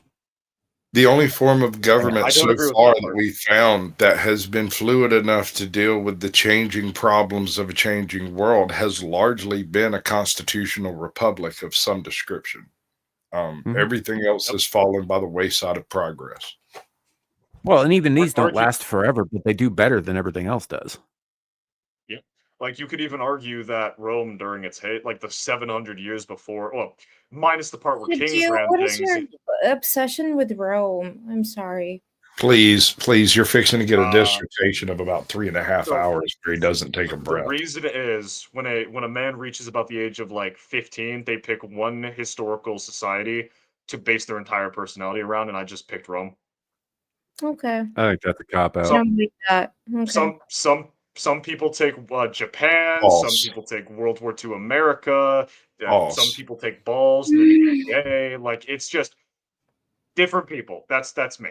That I picked Rome. That's just me. Like, maybe a cop out. That's what I've come to. No, I don't think you should be basing your personality on long dead people.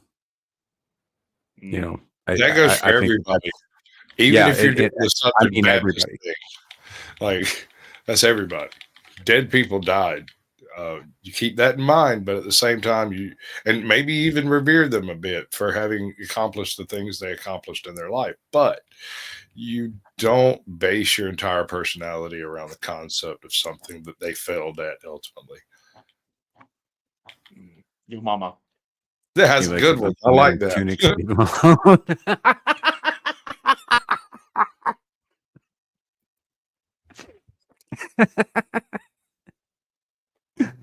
It's gay. Desk Luger, where art thou? Desk Luger, save me.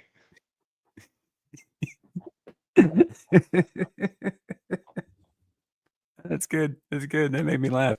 I appreciate that, Scotty. Normally it's Sasquatch that makes me fucking lose it like that, but the Scotty, you came in clutch. Right? I mean, it's accurate. He does like a bunch of men in tunics. Look at him. I'm contemplating just playing Sudoku. That's what I'm doing right now. Just Fun game, Sudoku. yeah. Yes, play when you're on a 12-hour flight. Good game. Yeah. I'm gonna be on one of those soon, actually. Yeah, I might need to pack some Sudoku books. Yeah, I don't know, man. I just think that people are entirely too concerned with fixing everybody else. That's what where you get the communism, you get the utopian ideals. People are too concerned with fixing everyone else, but they're not so concerned with fixing themselves. Yep. And that's your issue. That's your base. That I think is the root of the problems. You know, even those who are really thinking that they're doing things in the best interest of others, right? You know, like I'm going to use the Jehovah's Witnesses here as an example, right? So these motherfuckers go door to door trying to sell the idea that if you sign up with them, you've got a lottery chance of getting into heaven. That's only got like 166,000 spaces. There are more than 166,000 Jehovah's Witnesses. 144,000. 144,000. Yeah. And that Yes, those are the only spaces available in heaven, and everybody else goes to hell. And the thing is the reason that they're still going around advertising is because they don't know who's going to get in. Right. So they're essentially recruiting. Here, let me which put it also this way. means that they're sabotaging themselves, and but they're so concerned with oh well, you guys are on the wrong path, so we're going to try and get you on the right path, that they're not thinking about what maybe they could be doing to improve themselves. Let me put it this way. This is basically the Jehovah's Witness in a nutshell. Step right up, ladies and gentlemen. Give me $1,000 and you too can gain this lottery ticket that may or may not include your trip to hell. It may or may not include your trip to heaven. It may or may not include your trip to the gym, but it will include your chance to be selected. Step right up right now and sell a scalp ticket to your friend. Yeah, and so and I don't mean to be picking on them specifically. I'm just pointing out that well, okay, they seem to be fairly miserable people. They're not allowed to have fun. They don't get to listen to music or celebrate birthdays or any of that shit. So that seems like a pretty miserable fucking life. And by the way, why would you recruit for that, knowing full well most people are going to be like, "Fuck no, I like my birthday." But moving on. On the off chance you find a masochist. Yeah, well, no, it isn't about masochism though. It's about like a lot of sects out there, like Christian or otherwise, they believe that the only way to salvation is to suffer. Suffering is good though. It can be good, but it should not be the entirety and the whole point of your existence. Usually Garn disagree. Well, I mean, they lost. Unless ball gags are involved, I guess. I don't know, but you need to up your game, son. They got ring gags now. Yeah, but I guess I sort of feel like I lost my point here somewhere because I think I started talking about a different thing. You started ranting. You started ranting about Jehovah's Witnesses. Yeah. Well, proselytizing in general, I find, is of the same ilk as struggle sessions in communist China. The same shit. You are attempting to force someone else to alter their view to your view. I see no difference between an evangelist and an activist. Yeah. Yep. I see one big difference. I see one big difference between an evangelist and an activist. Evangelists don't they like Israel and the other ones don't? Activists it doesn't. That's the material. I'm talking about the activated status of the individual, the way they go about trying to recruit. Here's the real difference between a televangelist and an activist: is a televangelist makes money, an activist generally was born with it. Okay, that's the real difference. Gotcha. Understood. Remember, folks, everything said by Samael on this program is 100% factually accurate. Please, kid, I talk out my ass half the time. You know that. It's okay. I was honestly expecting you to say something really, really, really mean, and I'd have to kind of just accept that it's true. No. Sometimes I just say the thing that's true. Like the fact that I talk out of my ass, I wildly speculate. Not everything I talk about do I actually know anything about, and I'm not going to be one of those YouTubers who claims that they are, fully researched on everything that they have an opinion on, because it's simply not true. You know, Mm. in some cases, yeah, I know a thing or two or about a thing or two, and in other cases, no, I'm just kind of fucking. Everyone now is so educated in everything without being that way. They have an opinion, can say everything. Like, come on. Oh. Sure. We know So that we know that you're intelligent. We know that everybody on the panel is, but some people are just full of shit, and I'm not having any of it. No. Yeah, fair enough. Fair enough. I just try not to be one of those guys because I know that. Look, I live my life behind an avatar, right? I'm not going to show you all my face. It's not going to happen. Wait, that's not a You're selfie? not going to know where I live. You're not going to know what my Thank name you. is. Shut up. I'm in the middle of something. But that said, that's about as dishonest with you guys as I like to get. I'm not right about everything. I don't know everything. I'm never going to be the guy who tells you that I do. I don't always caveat things, right? When I say a thing, I don't always mean like, but don't take my word for it, or but I didn't really check this out or whatever. Sometimes I just say shit. It happens, If I turn out to be proven wrong, I'll acknowledge that I'm wrong. But you're not going to hear a lot of apologies from me because I'm being as genuine with you as any other person that you might meet on the street and have a conversation with. And I think that that's fair enough. No. Rant over. Sorry, guys. Oh, you're good. I'm with Aaron on this. I thought this was a selfie. I thought that was your face. Yeah, you thought this was my fucking name too. You remember that shit? No, that okay? Yeah, no. Jokes aside, I legit thought your name was actually. No, I didn't think it was Samael, but I thought it was like Sam, because it like Terry, Lawrence Knight. Like, okay, yeah, I legitimately. So this is more than a couple of months ago, man. This is like a year ago. We were having this panel discussion and talking about online personas, right? And how everybody who's online, everybody who does what we do or makes videos or TikToks or whatever, every one of us is playing a character to some degree or other. Not all of us are as, like, obviously mine's just an image and a pseudonym, but some people really get into the characters and they create this whole other persona. It's not really them. And in the middle of this discussion, Shadow goes, "Wait, Sam's not your real name?" I was like, "No, it's my fucking real name." It's like, I'm on YouTube. What do you think? And I'm sorry, Shadow, but the Easter Bunny doesn't lay eggs. I know he doesn't. He just has an army of slaves who lay them for him. Yeah, that's fair. That's fair. A bunch of enslaved chickens. I do. You know what? I want to talk about Easter for a minute. I love the fact that while it has been completely subsumed in an event that had to do with a completely separate religion that evolved in a totally different, much sandier part of the fucking world, right? It's now recognized as a major Christian holiday, even though it still, to this day, bears a variation of the name of the goddess that it was originally fucking meant for. And they still keep the idea of maypoles and eggs and rabbits, all of which are symbols of sex and fertility. Yeah. Yep. And then it's been commercialized into a consumerist hellscape.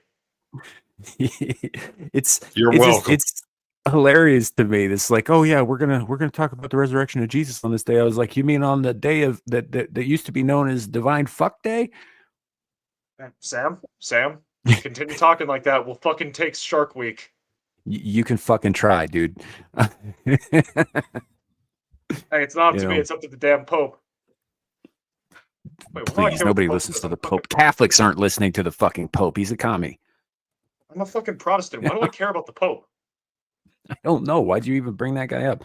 But anyway, my point is for those who are not necessarily in the know, I mean, I'm sure most of you guys watching probably already know this shit, but Easter is a variation on Eostre or Ishtar or Astaroth, which was the ancient Babylonian goddess of sex, fertility, and baby making. I thought it was Esther, like an old Saxon Nordic deity. EOSTR. That is also Ishtar. It's it all comes from Babylon, dude. Like thousands and thousands of years ago. It's a very, one of very, the very, old goddess. very first things ever worshipped was sex and the procreation thereof. And Second only to Nuke. And for the really dumb ones, Tiamat. Fucking Indo-Aryans, man. Why they gotta spread this shit everywhere? I could say the same thing about the desert cults, man. Indo-Aryans were technically a desert cult. Yeah, they were the better desert cult because they actually still had fun. Of course, they also would occasionally make statues out of people by coating them in molten gold that had a little bit of poison in it that would seep in their system, so they'd be paraded around. It's still alive, but be like dying and solidifying at the same time. It was a fucked up culture. So, They also tamed the horse and made chariots. yeah. I kind of feel like your brain is directly hooked into Google, and when we say something, it just triggers a bot response. Just some random fact you read at some point in time from history. Well, just like, hold on, I'm scrolling up to find his name because I forgot it. Oh, yes, you are at Google. Okay. Hold on, no, hold on. It was Josh something, I think. Just like Josh said, I am a bot. I am AI. Yep. Now things finally come together. Justin said that I'm a bot, and that evidently is true. I am a bot. You may in fact be. This Lepo, you bring up something that I'm gonna make a fucking dad joke here. I'm gonna do it. I'm sorry, guys. Y'all know enough about Greek mythology to know who Chiron was? Yeah, vaguely. Okay. So Chiron was the guy, he was the trainer of heroes, but he was also a healer. He was the one who taught men the secrets of the god of the healing arts, which, depending on who you ask, was either Apollo, although I think he came later, or I want to say Asclepius was the original god of healing. Anyhow, so he's the one who passed that on to men. Well, Chiron was a centaur, right? He was also the only centaur who would have any dealings with men that weren't, killing and eating them, because centaurs were brutal fucking creatures in the myths. As a matter of fact, Hercules died because he was poisoned by the blood of a centaur that he killed. So anyhow, so this Chiron dude is a centaur. He's also a doctor. And in ancient Greece, he was the go-to doctor, right? So that made him the centaur for disease control. I'm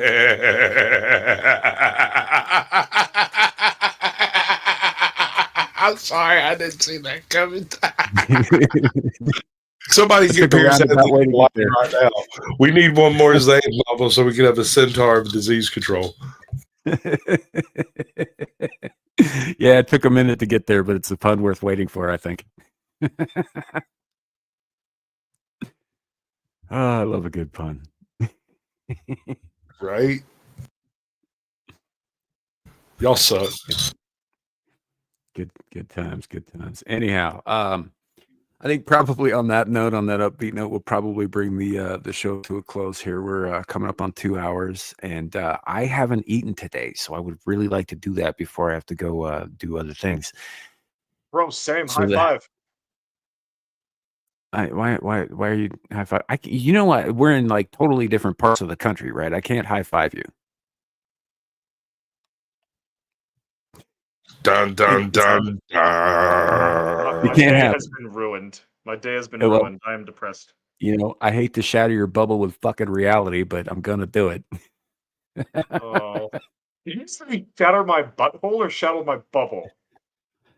Oh, should shatter your bubble. Gotcha. I think you've got Rome on the brain too much. You're thinking about buttholes. It's not on his brain.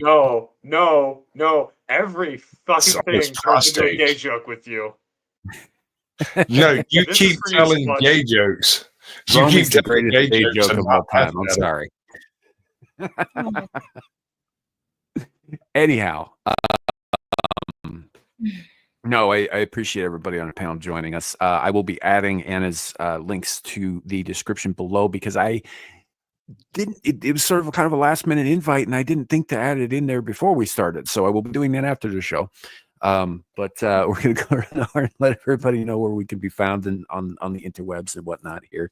And we'll start with because I gave him an inordinate amount of shit in the last couple of days. Shadow of Hawk. What you mean the normal amount of shit? No, it's been pretty bad for me. You know, most of the time I just laugh at you, but I said some shit. Wait, I'm trying to think like if there's an example. Really, you got mad at me over me agreeing with Dermy, but aside from that, I can't really think of anything. Well, that's just wrong, sir. Everybody got mad like with you about Wrong. Wrong. Okay. I'm plug your shit, kid. Okay, yeah, sorry. Howdy everyone, I'm the Shadow of the Hawk. Next week I will not be doing school, so I'll be doing a bunch of gaming streams and just hanging out streams over my channel, Shadow of Hawk 55. Hopefully it's down in the description below. Over on my Twitter, same name, you can find me schizo posting and just being batshit insane. And gonna be posting back to my coffee page pretty soon. I've got the first chapter for a book I want to start working on. Going to be going there for just kind of a test in the waters. It's called Forging a Cherubim Sword. Basically, Space Crusaders, Space Knights. It's going to be a lot of fun. And yes, it's my attempt at 40K. Fuck you. That's why. Thanks to Sam for having me on. Thanks to the panel for putting up with me. And thanks to the chat for being chat. Indeed. Anna, as always, pleasure to see you again. Do you have anything coming up you'd like to plug?